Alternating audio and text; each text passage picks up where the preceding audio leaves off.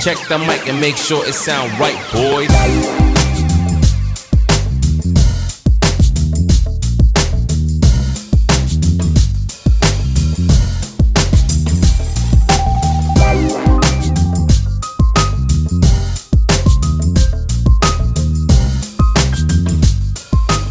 Let's actually give it a name for the channel. Project Yamazo. Probably YZ Hybrid. Yeah. Most generic way to put it. Welcome back to the channel.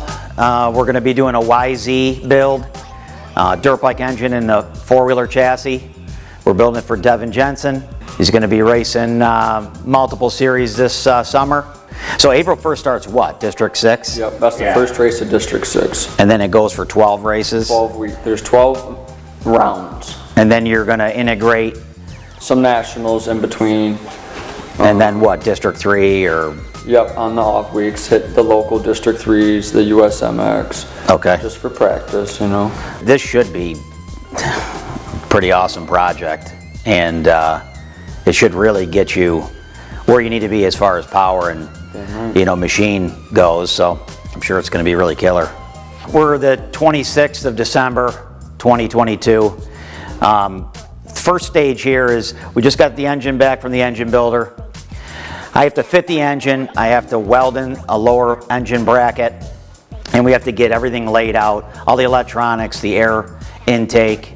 We're going to do a fan kit. Want to get everything up and running, and then we're going to pull it all back apart, and he's going to bring it to powder coat. I'm hoping for that time frame we're into no more than the middle of January, so that he can get it out and try to get it returned back to me before the end of February, and then we're going to assemble it, and hopefully everything goes well at that point, which I'm sure it will. Today's goal was just to lay out everything, make sure we have everything. Whatever we don't have, make a parts list, which we've already got to, and now it's just making sure we look over the chassis. If there's any issues with it, cracks, just try to get ahead of it before we attempt to put it together. And I want to make sure I get everything handled before I rip it back down and he goes to powder coat with it. We don't want to discover an issue after that. So the chassis is a 2012 YFZR450. The engine's a 2020 YZ450F. The reason that this is all happening, one of the major reasons, is that a stock YFZ450 is probably in the neighborhood of 45-ish horsepower, probably 42.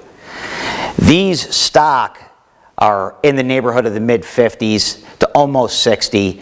Some stuff has been done to this one. We don't know numbers entirely. We project, you know, low 60s to mid-60s. So it's quite a bit of difference. They're more compact. The transmissions hold up well, even though there's really no issue with a YFZR transmission, but they work good, more compact, lighter, less rotating mass, they spool quicker, power to weight ratio is really good. It should make for a really fun machine. All these big jumps are all commitment. I mean, you don't need a huge motor, but low end out of corners, hole shots, you know, to get out front faster, you need a bigger motor. And you'll get that with this? Yes. Yeah, I'm looking to do big things with this big girl right here. This should help them with the torque coming out of the corners to help with jumps like that. We're going to be removing these brackets and installing this lower bracket in its place. Really impressed with the RP Race kit. It looks like it's going to go right together pretty well. There is a couple of things underneath here that need to be ground out. This frame piece gets replaced. I don't think they really think everybody that buys this is going to go right to the track like a dirt bike. Yeah, they don't purpose build one. You buy a YZ450F dirt bike, 9 times out of 10 it's going to the track. Yeah. Like instant. They can compete at any level with The this. technology keeps advancing with the dirt bike. It doesn't keep advancing with this. From 2013 to 22, if anything, with the YFZR450, they've detuned them in comparison to like an 09 and 12. Probably due to emissions and things like that for here in the States. So this whole project is going to be a completely different animal than what he's used to. So we need to modify the swing arm the engine sits into here. This spacer needs to go inside of this. So we need to trim back approximately an inch. There's a measurement in the kit instructions. It'll relatively sit in the same location that the ATV engine was supposed to. It'll be very close. There is some things at the top that have to be modified in order for the cam cover to fit. The biggest, I think there's a lot of benefits, but the biggest downfall of this whole thing is once this is in the chassis, you can't do any engine work to it because the cam cover can't even come off. So you can't do a top end, you can't do anything, you have to pull the engine out. Now, with that being said, it comes out fairly easy. Underneath this area here has to be ground out, but the cam cover sits underneath and it won't allow that cam cover to come up if you ever had to pull it out. So you have to unbolt and take the engine out of it in order to service it. So that is a downfall. Other than that, I think there's a lot of upsides. Maybe in the future somebody comes out with something a bit better. Maybe, you know, cut this section out, reinforce it a different way so you can get the cam cover out, but time will tell there. So this is the upper rear engine mount. It bolts to the top of the frame section. There is 1, 2, 3, 4, and 5. So this attaches into there, and this one attaches on that side opposite of the other one. So this upper frame spar on the left hand side needs to be removed. This gets put in its place. It allows for more room for the engine to sit.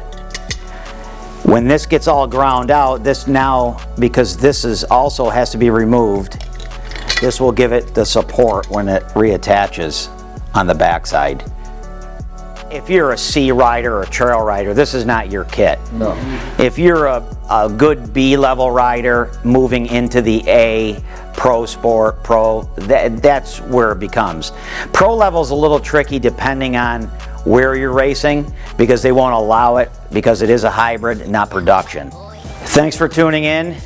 We're gonna, part 2 will be, we're gonna continue on to get the engine all lined in and make sure that we have everything put in place. We want to make sure that we have everything up and running before we tear it down for powder coat. I want to be able to get this thing back, assemble it, and be confident this thing is going to run and Devin can pick it up. Thanks for tuning in. Stick around for part 2.